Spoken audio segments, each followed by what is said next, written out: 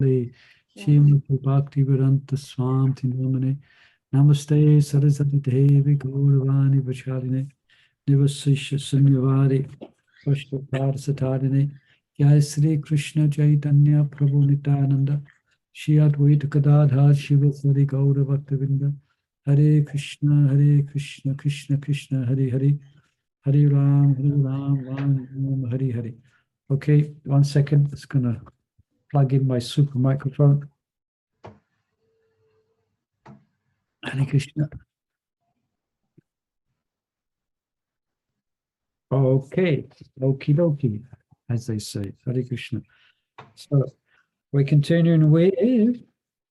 Hare Krishna, Prabhu, sorry. Devi Radhika, it was my granddaughter, Gaya's daughter. Sometimes she's using for her Gurukula my Zoom, so that's why I'm forgetting to change her name. So no problem. I was just curious. Okay, now we know her name. Now we're reminded of her name. Hare Krishna. Thank you. So, chapter 39, continuing, Krishna's grace descends through Vaishnavas, and we're on page 822. Kundavali has the book. Yes, Hare Krishna. Now,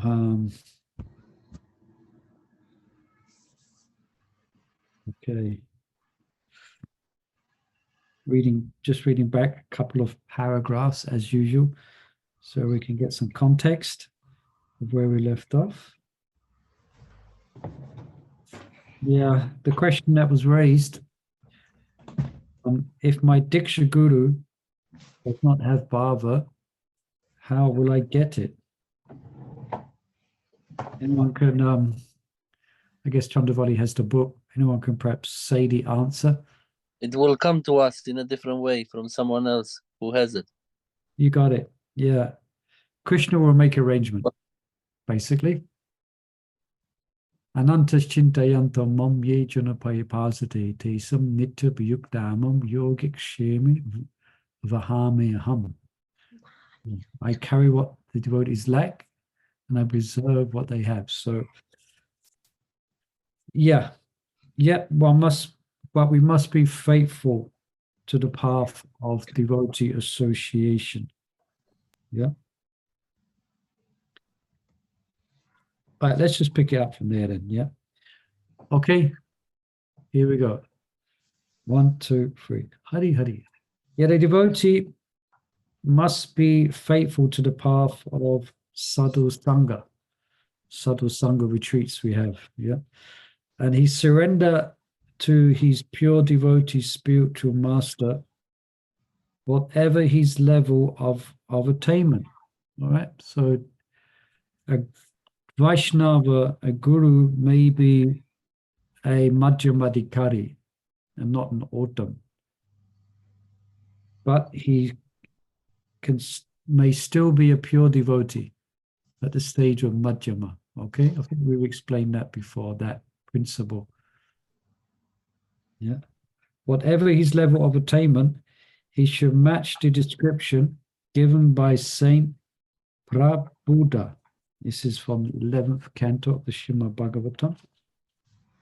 This is the Navayogendras, okay? One of them is called Prabhupada. Sounds like Prabhupada, yeah? But it's Prabhupada. So he says, accepting a bona fide spiritual master as one's life and soul and worshipable deity, the disciple should learn from him the process of pure devotional service. The Supreme Personality of Godhead, Hari, the soul of all souls, is inclined to give himself to his pure devotees. Therefore, the disciple should learn from the spiritual master to serve the Lord without duplicity and in such a faithful and favorable way that the Supreme Lord, being satisfied, will offer himself to the faithful disciple. Right? That's quite a statement Krishna's making. He will offer himself. Okay? He will offer himself to such a pure devotee. Yeah. So serving the Guru without duplicity. So with a pure heart. Yeah. Any questions, comments, please feel But free. for that, we need to have some realization a little bit, I think. It definitely helps, yes. Otherwise, it's a head which doesn't bend, they say is not a head. Yeah. Realization will come as we progress in spiritual life. But even if we don't have, even if we don't have abundant realizations, if we understand the basic principle and accept it with a simple heart, yes, I must serve my guru, it says in Shastra, and I must serve him without duplicity. Then realizations will come. What's that verse? Acharyam vignaniyam. Get a rest. I was just looking at this verse recently. Yeah. If one First step first. Sorry? First step is first. Yeah. We think about the third step as first. So we have Yeah. to do the first steps, what is Yeah. given. That's it. And that's to accept the spiritual master as one's life and soul and engage in his devotional service. So at least even if that maybe, could we dare say, we've read that and we desire to apply it, but we might not have full realization of it. Just that in itself will actually please the Lord. That is being non-duplicitous. We simply accept it, what's been said in Shastra, and we follow. And then realization will come. Yeah. But Yeah. then, jump again, sorry, quick, it just came another thought. But then I think it's more easy when you don't know to surrender more than when you know. Because if you know and gain more knowledge, then you know, oh, if I do this, I will achieve that. And then how we jump over that Gyani mentality. If you have the wrong type of knowledge, if you have Divya Gyan, Yeah. if you have real knowledge, then it's going to assist you and going to help you, because we have to be in knowledge in order to take to the process of bhakti. So if we have Divya Gyan from hearing, then we can apply ourselves to the principle of surrender. Yeah. Okay, let's the slate. Prabhu, Yes. well, I was thinking we always would like to experience, and we move forward with experiences in life, whatever. Yes, yes. Yeah, I was thinking, even in bhakti, when you get some taste, then you want more. So I don't know, I'm thinking, I don't know whether it is right, Prabhu. So somewhere Lord is helping to get a taste so that we move forward, isn't it? Otherwise, it is not we are getting the taste. So Lord is helping us. That's why we get a taste. Yeah, so let's just define what is that taste first. That taste is actually the experience. Okay, so when you're doing. No, I'm saying. I was saying, Prabhu. Oh, you're saying. Okay, sorry. Yeah. I thought you want me to explain. Okay, No, sorry. you can if you want. It came to mind. No, it's okay, Prabhu. No. That taste is the experience of devotion. Yeah, you actually experience what it means to be devoted to Krishna. Yeah, and it's very nectarine. It's very nectarian. And so I think I remember Gaur Govinda Maharaj explains we should become greedy fellows. And when we, by the grace of Guru and Krishna, we may experience that, then it will give us, then that will obviously will infuse us and further inspire us in our devotional service. So even if there's impurities in the heart, param drishta navartate, as described in Bhagavad Gita, we can keep them at bay because we're experiencing something wonderful, and we don't give them heed. Then we don't give those impurities in the heart heed or attention, because we're experiencing devotion to Guru, devotion to Krishna. And also to be grateful. Yeah, that is the most important, I think. I always see Rajanath Maharaj just like going on and on and on and speaking. Every quote of his is about gratefulness. Yeah. You know, yeah. So Yeah, I right. think it is Grateful. really, that's, yeah. Yeah, so often it's good to employ that, especially when we may because it not is- be situated in abundance taste, in abundance of taste. Yeah. Sometimes we come, what's the word? We come familiar with the Vaishnavas and familiar with our devotional service. Mm. We should always be, as you said, to remind ourselves, as Lokanath Maharaj says, to be very grateful for the opportunity that we get.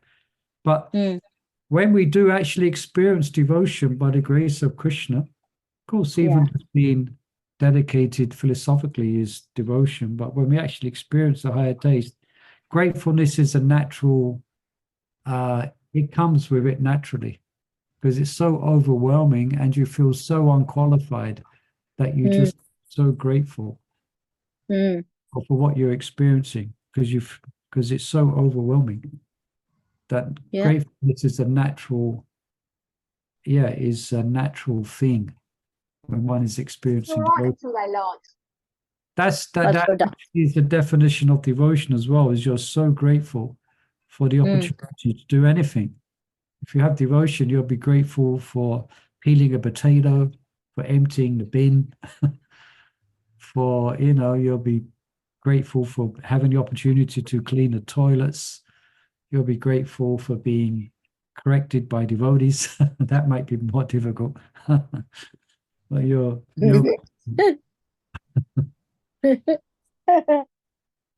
Oh, Krishna. all right, let's edge on a bit. The sage says that it is a duty of a disciple to serve his guru in such a faithful way that Krishna will offer himself Atma Da. So Atma is a self, so offer Da. The implication of this statement is that the loyalty of an advanced disciple to a guru who is himself loyal to a self-realized soul will inspire Krishna toward Baba to the disciple somehow or another. Yeah. There are many alternatives, look at this, left to Krishna to fulfill the promise that he will not disappoint the sincere sadhaka in this important verse. And here's the verse we just quoted. Anantastintayanto mam yejana payapasate desam nitya bhayukdamam yogikshami vihami aham yogikshamam vihami aham. But those who always worship me with exclusive devotion, meditate on my transcendental form, to them I carry what they lack, and I preserve what they have. Yeah, the same might come when there's a few of us here who their Diksha gurus couldn't wait any longer. They've gone back to be with Krishna or to assist Prabhupada.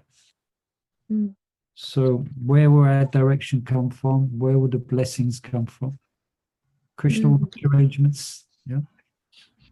And at this, a reader may ask, how will Krishna bestow his mercy? The answer to that question is, as he best sees fit. For a Shiksha Guru, the holy name can go in the Kirtan, in Japa. For his deity, can get blessings from Radha Landaneshwar directly, Jagannath, Baladev, Subhadra, Krishna himself, or an unseen agent. Yeah, we read last week. An unseen agent who has been deputed to guard over the sadhaka.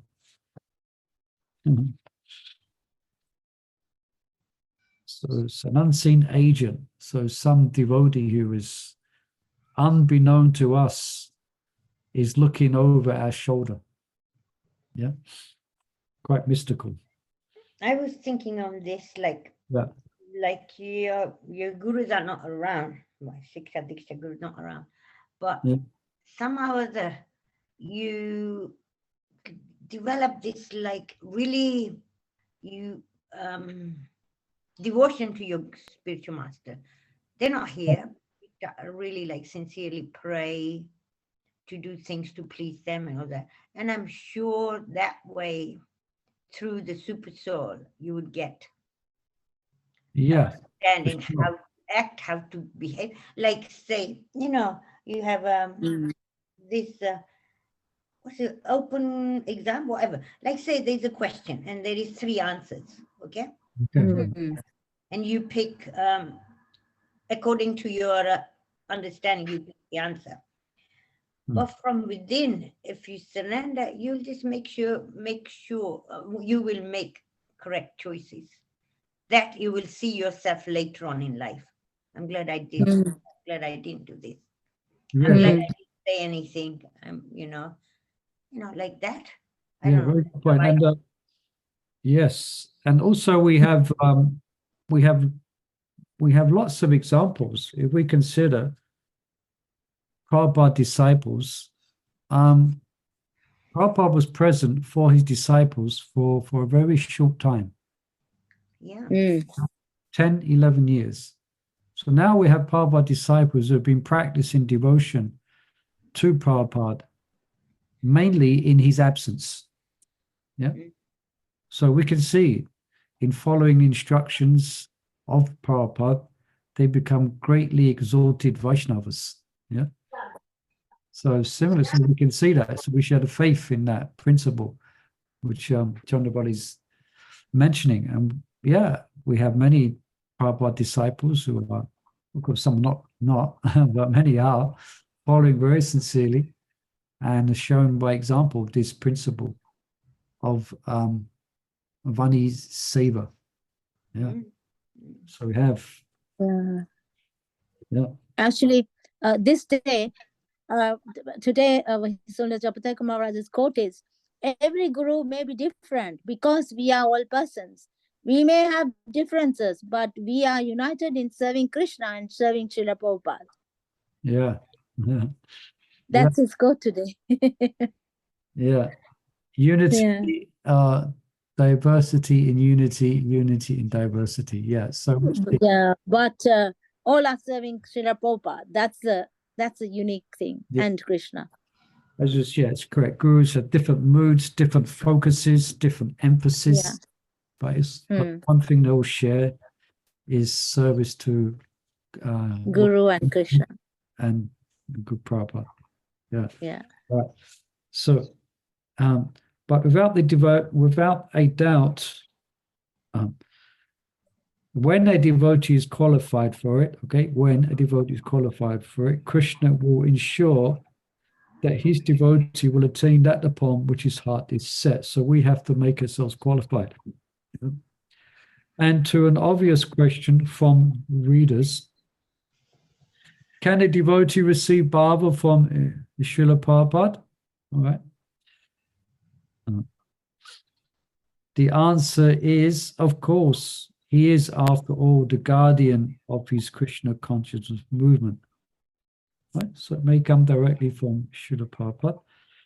For his initiated disciples, Srila Prabhupada will most assuredly be the deliverer of prema. And be that as it may, Srila Prabhupada and Krishna cannot be ordered on the means of a devotee's deliverance. There are many alternatives, which include the aforementioned unseen guardians. Sanatana Goswami writes of these unseen agents of deliverance when the Vaikuntha messengers met Gopakumar in the realm of liberation. They gave him many good instructions. Seeing that the boy was doubtful about his ability to apply the many teachings needed to attain his worshipable deity, Madan Gopal, the Vaikuntha Dutas, then reassured him that he was not alone in his journey. Then a verse is quoted from the Brhad-bhagavatamrta. By the power of Bhakti, you will have many realizations, time and again, and for certain you will conquer your most formidable obstacles. In all circumstances, be assured, we are your helpers. Unquote. In his commentary, Sanatana Goswami says that the Vaikuntha Dutas reassured Gopakumar that wherever he went and whatever challenges he faced, the boy would not be alone. The servants of the Lord would accompany him everywhere. They would help resolve every philosophical problem he could not unravel and help him overcome every stumbling block on his way. This reassurance was given long after Gopakumar had met his Diksha Guru, but before his repeated meetings with Narada.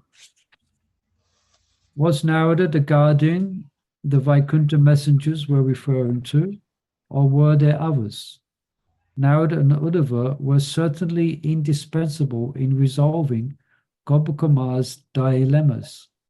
While we are not told more of the spiritual guardians, the words of the Vaikuntha Dutas did not prove false. Gopakumar was successful in his quest, and when he needed help, he received it from one quarter or another.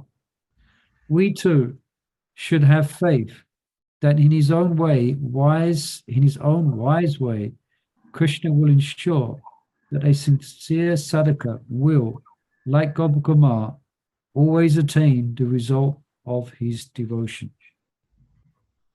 Okay. Yeah, maybe some unseen guardians watching over us. Right, finish that section. Actually, it's right, like what you said, unseen guardians. I'll tell you. A while back, Nishigan went to a program, and you know Bhagavad Prabhu? Muli Prabhu, you know him. Yeah. Who? Bhagavad Shire. Bhagavad Shire? Husband. Yeah, I know him very well. Yeah. Bhagavad Shire. So he met Nishikant, and I mean, Nishikant doesn't remember him that much, but then he says, well, I'm always, please, he sent blessings, and he said, I'm always thinking about your mother, how she's doing at Radhalaneshwar. Really amazing. Wow. So, like when you said what was the guardian? What was the word you said? Unseen. Unseen guardian. So yeah, it was like a shock to me because I don't really see him, and I didn't know that he would be whatever, you know. So there are people, devotees out there who will, you know. But also, who actually think of you. Yeah. Just, you know. Just by thinking of you, wishing you well. Right when Nishikan told me, because it's like. But also all the acharyas are looking after us. Yeah. I mean, that's all there. Yeah. The acharyas, Bhakti Siddhanta, but also Chandravali is bringing up a good point. We can the contemporary Vaishnavas in our ISKCON society, you know, they are the senior Prabhupada disciples. There's an example of wishing well, of just remembering. So we're blessed. So you're blessed that Bhagavad Shraya even remembered you. Yeah. Yeah, so that's blessings for sure. All right, let's read on a little bit more. Having spoken at length about the spiritual masters, something must be said about the qualifications of the disciple. It is not appropriate to solely emphasize the Guru's qualification. The sadhaka must be willing, able, and qualified to achieve bhava. The verse previously mentioned, beginning with Tatra Bhagavatam Dhamam, describes the qualification of the disciple. Eligibility for the mercy of Krishna and Guru cannot be underestimated. Excuse me. Bless you. Jai, thank you. See, I've been blessed. Yeah. Every time I sneeze, I get blessings. It's wonderful. Eligibility is a diverse. Eligibility for the mercy of Krishna and Guru cannot be underestimated. And the lack of advancement in sadhana or the inaccessibility of bhava need not be the shortcomings of the Guru. Even if they are, unless those shortcomings are severe a disciple should look to himself for faults. That attitude of humility is what pleases Krishna, the ultimate benefactor. All right. So we don't, sometimes it may be that we blame others for our lack of advancement. And that's not good. You know, we should look within ourselves, you know. We should assess ourselves rather than blame others. Because of you, because of this, because of that, I am not feeling inspired. You know, no, we should look within. You know? But we always are feeling like we're not doing good. We're not doing good. You know, we should try and do better. Yeah, that's a natural feeling. As long as it's, I mean, if we're situated strongly in the regulative principles, then that's a statement of humility, which is good. But it may be, say if someone is not following the regulative principles and they say, oh, I'm not doing good. Well, they're right. They're not doing, but they're not chanting their 16 rounds. Yeah. Yeah, you're right. You're not doing good. You should be chanting the 6, but that is a natural, as we discussed many times. Yeah, it's a disposition of a Vaishnava. Even Radharani thinks like that. What to speak of us? She thinks she doesn't have any devotion to Krishna. She thinks the deer are more devoted to her. She thinks the clouds have more devotion. The birds, the flute. She thinks inanimate objects are better situated than her. Of course, that's the whole. We read that book. Venugita. Yeah. Even the girls. But Prabhu, it can be the truth also, no, Prabhu? Yeah, it's so not humility, it's a real truth.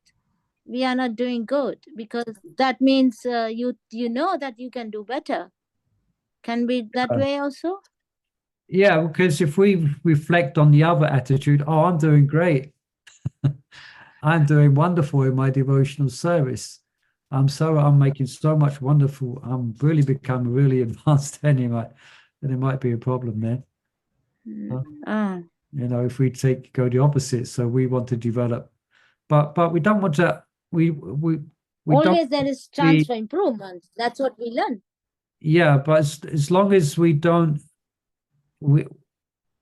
become influenced, because also as long as we're not becoming influenced by the mode of ignorance, where I can't do anything, I'm useless, or this, that, it might just be the lower modes of nature. No, not that. I'm saying that we don't want to, because that is the effect of the mode of ignorance. Yeah. Disempowered, uninspired, you know.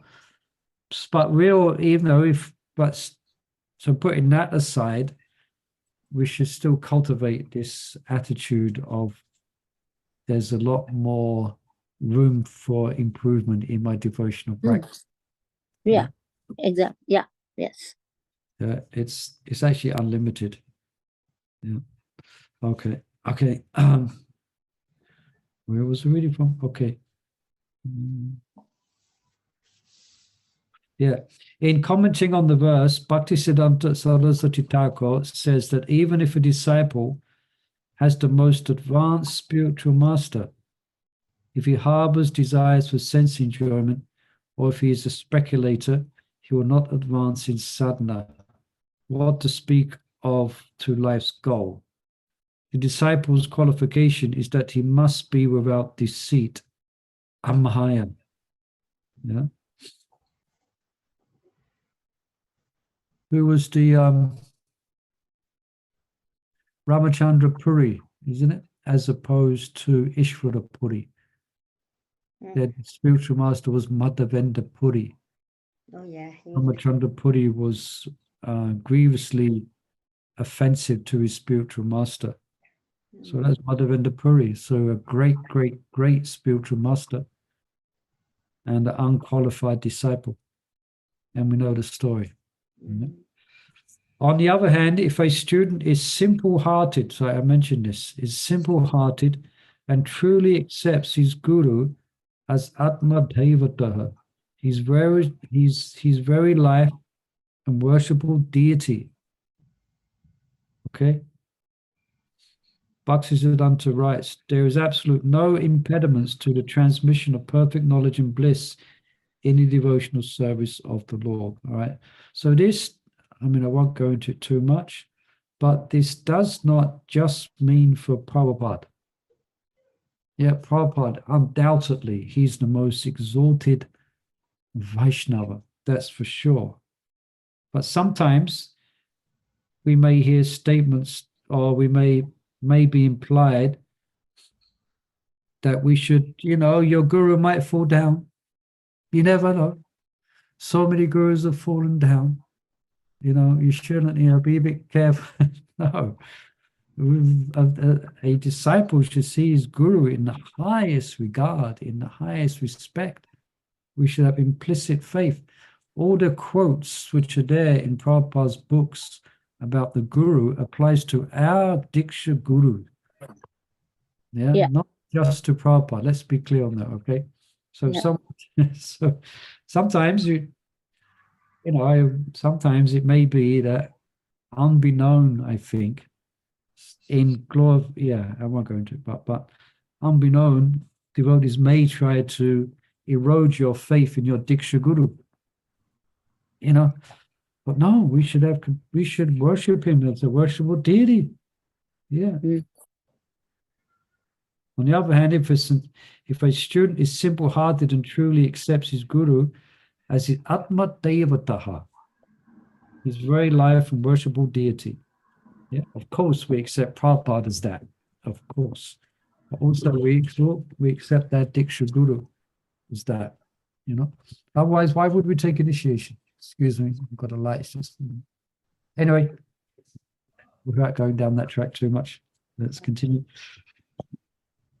And so Bhaktisiddhanta writes, there is absolutely no impediment to the transmission of perfect knowledge and bliss in the devotional service of the Lord, unquote.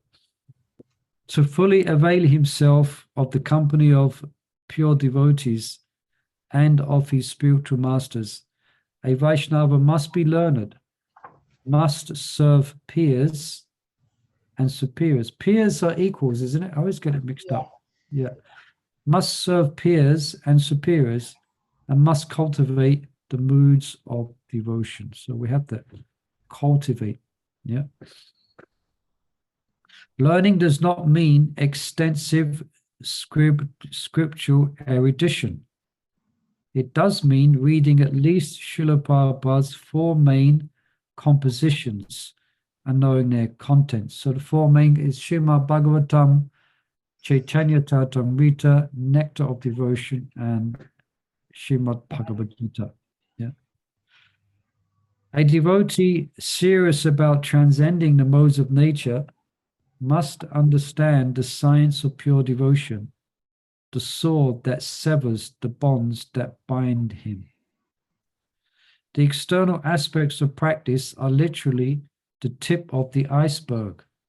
Right? So, for example, the numerical aspect of japa has a significant and corresponding internal cultivation that is based on the activities of the antakarana, the internal senses, mind, intelligence, and ego. How to control these, how to purify them, how to make them instruments in perfecting Nam Sankirtan. These are part of the teachings of Srimad Bhagavatam. And we've read that in previous chapters back in our reading of Sankalpa Kaumudi. There's chapters dedicated to that subject. Yeah. These are part of the teachings of Srimad Bhagavatam. By applying these teachings, a devotee is faithful to Krishna's repeated request, Man Manha, always think of me. And to be blessed with bhava, a sadhaka must not only think of Krishna always, but be obsessed by him. by Sri Radha, by their associates. Okay, obsessed.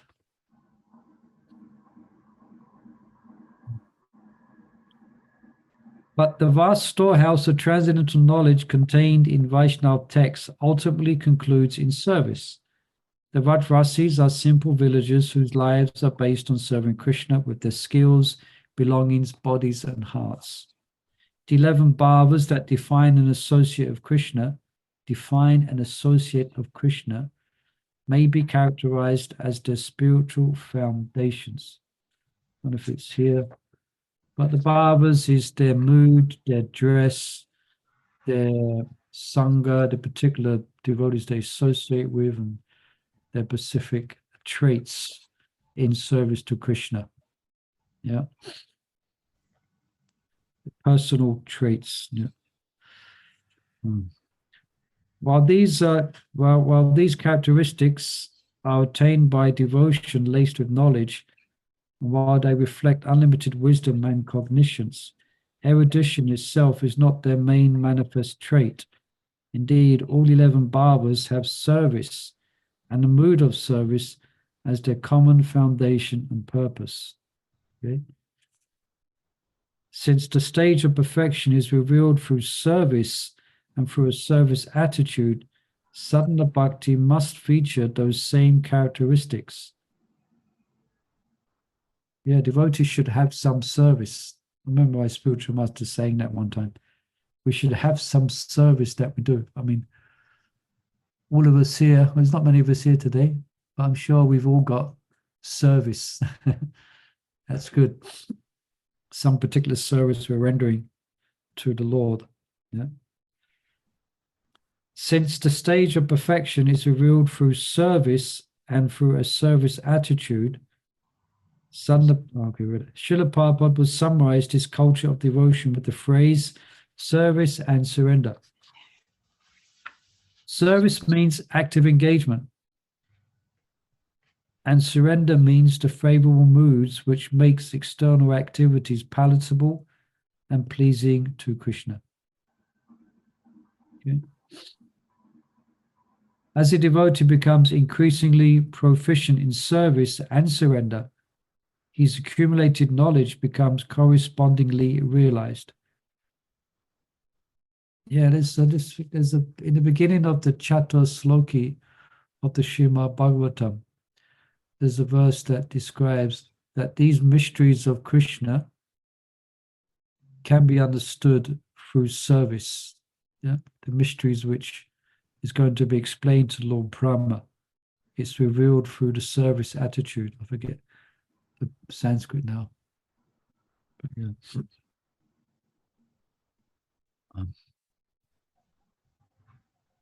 Preceding chapters described a special feature of the mood of devotion, the mood of separation, and humility is the root of vipralambha. When a devotee feels himself unworthy of Krishna's mercy, so touching on what we just discussed today as well, feeling ourselves as lacking, When a devotee feels himself unworthy of Krishna's mercy, he is able to cry after his Lord. In his tears, a devotee feels himself increasingly distant from Krishna, a distance that adds to his humility and again deepens his feelings of separation. In this heartbreaking situation, the sadhaka's only solace is in incessant Nam Sankirtan, an endless force of the divine couple's pastimes in the groves of Vraj. Yeah. What did the gopis do when Krishna disappeared from the scene? They all cried up. They what? They were lamenting, but they were always they were acting the pastimes. Yeah, they was absorbed in Krishna. Mm. They was absorbed to such a degree. It's described that they became one with Krishna, not in an impersonal sense, but they became so absorbed in acting out the Leela of Krishna that for all intents and purposes, they were Krishna. Yeah. So we may not be at that level of absorption. Yeah, so sometimes, we're feeling lacking, we're feeling despondent, we're feeling a lack of devotion. So sit down and chant. Chant more. Think of Krishna, Take that mood into your japa and chant, When you're feeling a distance from Krishna, you're feeling a helplessness and a hopelessness. Don't go on YouTube and watch nonsense. Don't do something not spiritual. Do something spiritual. Read about Krishna, chant Krishna's holy name, And that's what the gopis did. Yeah. Yeah. Yeah, that's the thing. Sometimes normally in younger devotees, when they have difficulty, they go to the same places. They may sometimes go to the same places and things that they did when they was having difficulty in the material world without Krishna consciousness, just by habit, when things get tough. I know one devotee who things were getting tough, and he started doing the things which he was doing before he joined. Anyway, I won't. Perhaps too late. I've started it now, but I won't elaborate anymore. There's one devotee. He was a young devotee, and he was staying in the ashram, and he used to do bathing trays, and he used to find it quite tough. Bathing trays means you're there from a certain early in the morning to to get him through it, to get him through the difficulty, that's to get him through that surrender of bathing trays, he would be up on the roof smoking marijuana. One of the internal things that goes on in that temple, I guess not for public knowledge so much, although this is being recorded. I've seen him since. He's a dear soul, but he wasn't quite ready for ashram life, So yeah, as an example, so we could go to Krishna when the going gets tough. The tough go to Krishna. Yeah. Attach even more. Get attached even more. Yeah. Just like the gopis. Yeah. And we should invest that. And if we're feeling distant from Krishna, that's good. So take that feeling, take your heart, and chant in that mood. Yeah. Develop that. It's good. Yeah. So in this heartbreaking situation, the sadhaka's only solitude that to express his pain, an advanced devotee shares songs of separation composed by great Vaishnavas like Raghunath Das Goswami. Giving vent to his sorrow, offers a ray of hope that his worshipful deity, Sri Radha, will take notice and answer his plea. Yeah, the prayers and stutis of Rupa Goswami, Sanatana Goswami, Jiva Goswami, and others, they are really heartbreaking stuff. If you take your time to read some of these prayers and songs by Rupa and Raghunath Das Goswami, it's really heartbreaking how they're pining for Radha and Krishna, So here's now Maharaj is quoting from, I presume it's Vilapakus Manjali of Raghunath Das Goswami. O Vararu, this is the name for Radharani. Somehow I have spent my time aspiring after oceans of nectar, but if you're not merciful to me, then of what use are life itself, residence in Vraj, or even Krishna himself? So he's living on the banks of Radha Kund for many, many, many years. And this is his mood. Yeah. What is the use of living here? What is the use of anything unless you give me your mercy? What is the point of me living? You know? Unquote. Yeah. Through the magic of hearing Krishna's pastimes, the sadhaka inherits the legacy of his predecessors' thinking. Quote, one day I too shall enter into these pastimes of wonder. That which is not obtained by Brahma or Shiva is the sadhaka's ardent hope, a hope that is nurtured by the promise of the acharyas and the sweet vibrations of Nam Sankirtan. Having heard of the fidelity of Srimati Radharani's maidservants, a practitioner hopes to one day enter into their midst and assist them in their service to Radha's meetings with Krishna. Although disappointment leads a mortal to abandon a material undertaking, the power of the internal potency makes a devotee experiencing separation even more determined to attain his goal. His hope is like an ocean without shores, in which undercurrents and expressions of humility, such as, what is the use of living without Radha? The incoming tide is the force of affection that makes him whisper, what would I do with Krishna without her?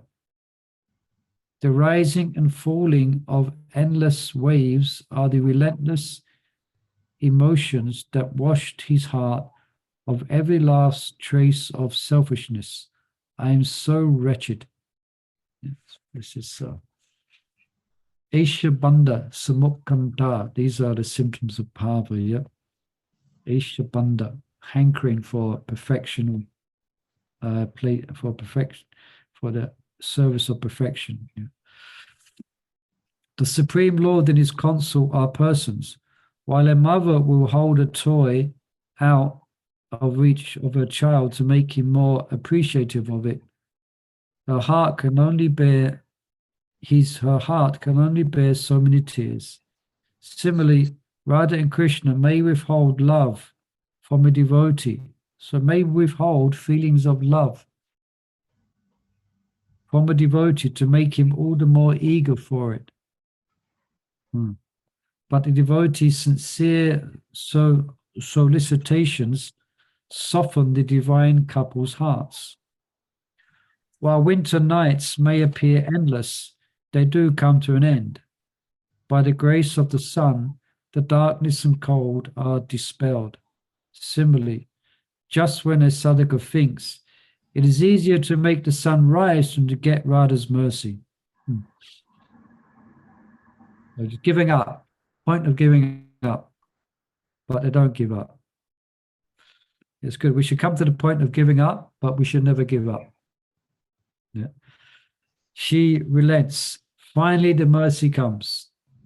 It may come through one of many channels, the spiritual master, the holy name, the deity, or from within the heart. The Supreme is unlimited. So too are the ways it can manifest mercy. Notwithstanding, the recognized path is that mercy in the form of a ray of pure goodness, this is Baba, comes from the heart of an advanced devotee. That is the law of Bhakti, most preferred by Krishna. How will mercy appear? Question mark. It may come in one of these four ways: through instructions, blessings, a darshan, or from the heart. The mercy can come in a waking state, in a trance or bhajan, or in dream. However it comes, this mercy is the natural culmination of a life dedicated to quality sadhana. All right? As a life. So that means 10 years, 20 years, 30 years, 40 years, 50 years. Yeah? That's when substantial mercy comes. Yeah? So we have to be a little bit patient. I mean, most of devotees here have been practicing over 10 years. Madhu Mangoji, how long have you been practicing Krishna consciousness now? I think 7. 7. More or less. All right. So a few more. You have to keep with it another 10, 20, 30, 40 years. Yeah. 50. Only to keep only 20, 30 years. Yes, well, you're right there. It's not long, is it? We should be prepared lifetime after lifetime. Yeah. Yeah. Other devotees here have been practicing many years. Nitai Mata, Jambavati. Gayatri Mother, how long have you been practicing Krishna consciousness? Can you hear me? She might be hanging out the washing. Anyway, you get the point. Hare Krishna. Yeah. Okay. A life. Gayatri just came in with My a kid. phone was in my bag. Fished it out. When did I join? 2010, I think. 2010. All right. So that's a I that's don't know how long that is. 14. 14 years. yeah. So that's quite substantial. So everyone is in line for great mercy because yeah, quality life, a life dedicated to quality sadhana. Of course, their quality of sadhana goes up and down, I guess, as well. But as much as possible, we want a good quality sadhana. Yeah. While Narad was serving the great devotees, they instructed him to sit down and hear their talks of Krishna. In that way, the boy was blessed with ecstatic devotion through hearing Krishna Katha. Some devotees, like Srila Prabhupada's instructions to chant 16 rounds and follow the regular principles, is a similar instruction, following which the serious practitioner will awaken ecstatic devotion. Similarly, a devotee may receive the blessings of bhava of his spiritual master with the words like, "May you have undeviating devotion to the divine couple." That was the blessings that Madhavendra Puri gave to Ishvara Puri. Yeah, he was so pleased with his service to him that he blessed him to have divine love, you know. Although the Mathura Brahmana heard the narration of Gopikumar's quest from, time check, 4 minutes. Although the Mathura Brahmana heard the narration of Gopikumar's quest from its beginning to its completion, he was unstirred. With the order of Radha in his heart, Gopakumar blessed the Brahmana with love by embracing him. Right, so an embrace from his guru, Brahmana. The mere presence of a great devotee, of one's Raj role model, or of Krishna himself, may give rise to bhava in the heart, just as the full moon causes high tide in the ocean. One who is heavy with love can cause a surge of bhava within another. A devotee may also attain bhava by seeing the deity of Krishna. Anyone can say what verse is coming up, apart from Chandravali, because she has the book? Well-known verse. Some devotees have learned this Sanskrit to this verse. I would love to learn this Sanskrit to this verse, but it's quite a long one to learn. So, Jiva Goswami refers to the following verse, a favourite of Srila Prabhupada, as an illustration of mercy by seeing the deity of the Lord. Can someone paraphrase a little bit of this verse which is coming?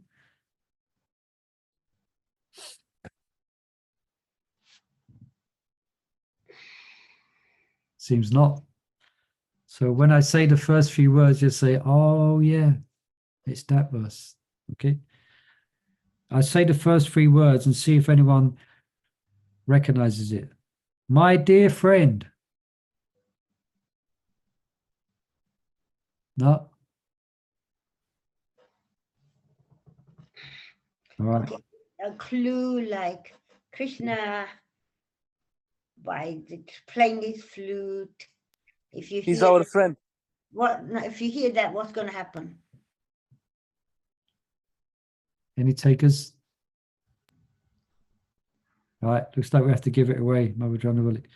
My dear friend, if you are indeed attached to your worldly friends, do not look at the smiling face of Shishi Radha London Ishvara as he stands in the Soho temple on Soho Street. Casting sidelong glances, he places his flute to his lips, which seemed like newly blossomed twigs. His transcendental body, bending in 3 places, appears very bright in the moonlight. Anyone recognize that verse? I changed it a little bit. All right, well, we've just got 1 page left before we finish this chapter, so it's quite timely. Okay. And then we enter the second but last chapter. If real devotion manifests in a sadhaka in the absence of the above causes, then it's to be understood that it has awakened from within. Krishna and his associates are within the heart of a devotee, and they can accomplish the same thing from within that they could accomplish from outside. Because of the importance of a devotee's grace, the following are 2 examples, both involving Narada Muni and how a devotee bestows bhava. Describing his disciple Prahlad Maharaj, the great sage says, quote, "Who could list the innumerable transcendental qualities of Prahlad Maharaj? He had unflinching faith in Vasudeva, Lord Krishna, the son of Vasudeva, and unalloyed devotion to him. His attachment to Lord Krishna was natural because of his previous devotional service. Although his good qualities cannot be enumerated, they prove that he was a great soul, Mahatma." Unquote. Prahlad was in the womb of his mother while she lived in Narada's ashram. While the sage explained the science of devotion to the good lady, the boy heard everything, and this created a devotional impression that appeared as bhava at the time of his birth. So he was born with bhava because of what he heard while in the womb. The words na sagiki rati mean that he attained bhava by the favor nishaga of Narada. The other example is the equally well-known story of Narada and the hunter Mugrari that Chaitanya Mahaprabhu narrated to Sanatana Goswami. By Narada's instructions and well-wishes, a sinful man became a pure devotee imbued with love of God. Such is the power of the mercy of a great devotee. Fortunate is the sadhaka who attains his shelter. Okay. Hari Om Tat Sat. Okay, so we finished chapter 39, and next Monday we'll be reading we'll be reading the last chapter. We'll begin reading the last chapter, okay, which is followed by summary and conclusion. So chapter 40 is called Attaining Krishna's Grace. Okay, so thank you, everyone. Question, but you can give us the answer tomorrow. I just tell you the question. Okay, go on. Yeah. Okay. Sudama Brahman. I even in the retreat I heard, before, like he was Krishna gave him all the wealth because he was attached. Gave him what? Gave him all the wealth, riches. Okay. Yes. So yeah. Yes, because he was attached to being poor Brahmana, like Yeah. Okay, go on. Yeah. Yeah. So I want to understand. First, I want to understand how was he attached to being a poor Brahmana? How would we? I'm thinking of it as ourselves. How would you realize it? I'm attached to this. And what was the second bit? Oh, so I want you to know that. And how? Second question was like, oh, Krishna is gone now. How would you know you attached to this? And then by getting all that riches, how would you be detached from being in that? All right, let's try and fill the question now. I've heard it so many times, and I was meditating on it. How was he attached to being a poor Brahmana? Well, I could think about it a bit and perhaps speak about it tomorrow, but just at the top of my mind, just like Narada Muni, the Lord appeared before him and then disappeared. And the famous statement, he said, you will not meet me again because you are not yet at the stage of perfection. So Narada Muni's impurity, if we could call it that, was his attachment to the mode of goodness. In other words, living in a forest atmosphere where he would do his meditation. But rather than the 100% attachment to Krishna, regardless of where you are living or what situation you are in, you're not attached either to the forest, you're not attached either to whatever it may be, that your prominent and exclusive attachment is to Krishna. So, but having said that, the attachment was subtle. Narada's attachment for the forest was subtle. I think my Guru speaks about it. So it may not be so easy to discern. You know? So it may not be so easy to discern. But as we've been reading, if it is an attachment, at some point Krishna is going to make it obvious. It's going to become prominent, you know. Okay. Krishna Sometimes, yeah, sometimes it may. Yeah, I mean, I won't go into details, but when I was doing Govardhan Paragram, it just came into my mind a specific attachment that is not good, that I was developing in my subconsciousness in regards to my service. It just came to mind. I was just doing Paragram on Govardhan, and its impurity came to my heart. I could see it very clearly. I think that's no good. It came by the grace of Govardhan, just by doing a Paragram. So yeah, so these attachments may be subtle. Now, if they're subtle, they're not necessarily going to be a great impediment to our devotional practice. They're subtle. They're like lingering there, but they will get purified, you know. So what I'm saying is that, yeah, so we may not recognize it, but by the grace of Krishna, by the grace of the Vaishnavas, then by hearing their words and by the grace of Krishna, then what's it? Jnana dipena bhashvataha.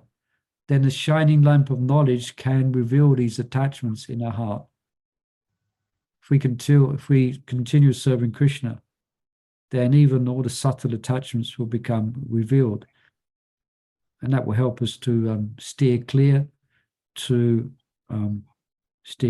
them, to meditate on, to steer clear of them and to develop other mindsets other than those attachments. Anyway, Hare Krishna. I don't know if that helps for now. Yeah. It's just meditating on that little bit. Yeah, and trying to understand it, how we can put it in our own life. Yeah. Recognize our own dealings, you know. Yeah. And the other part you was asking about how could he not get attached by being in that material opulence? So he's not like attached himself, but you live like that and you become like that. So are you attached, or are you the way you live? Like, I'm poor and I will just, you know. So you have to look within yourself, and but with the Sudharma Brahmana, the fact that Krishna had bestowed such material wealth, he felt he was so absorbed in the kindness of Krishna. He was so appreciating Krishna's kindness. So he was living in that situation, but he wasn't attached. He was in the ecstasy of how kind Krishna is. So he wasn't at all attached to all that wealth that he got. But just because he got it, compared to what he had out of Krishna's kindness, he was just absorbed in great appreciation for Krishna's benevolence and kindness to him. So he wasn't attached at all to the big palaces and things like that. No.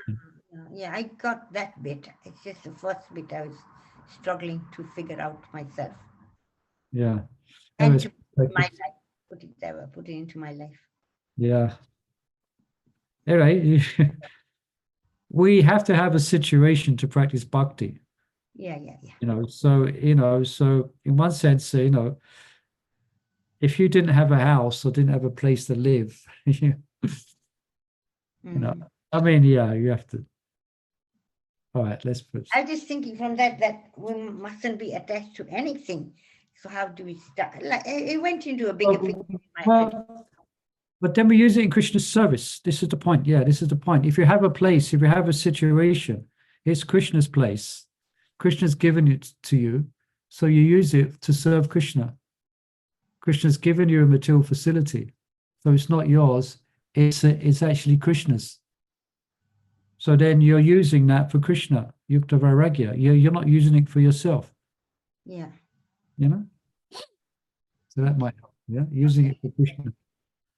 Okay, so we have something in the chat. Mother Gayatri said. Are you doing? Oh, that's after class. Gayatri, you're asking? Oh, Saturday schedule, please. Morning class yagna. Yeah, I think so. I'm trying to find out myself. Yeah, there's a yagna on Saturday morning. There's initiation yagna, and some devotees who have got initiation but haven't thrown in a banana also taking part. But the time I don't know yet. I don't know. I'm sure we will hear Please it. keep us updated. Thank you. Okay. Let's pause there for today. Next week we'll continue with the final chapter. Wow, amazing. Okay. Hare Krishna. Srila Prabhupada ki jai. Sankalpa ki jai. Prabhu ki Jai.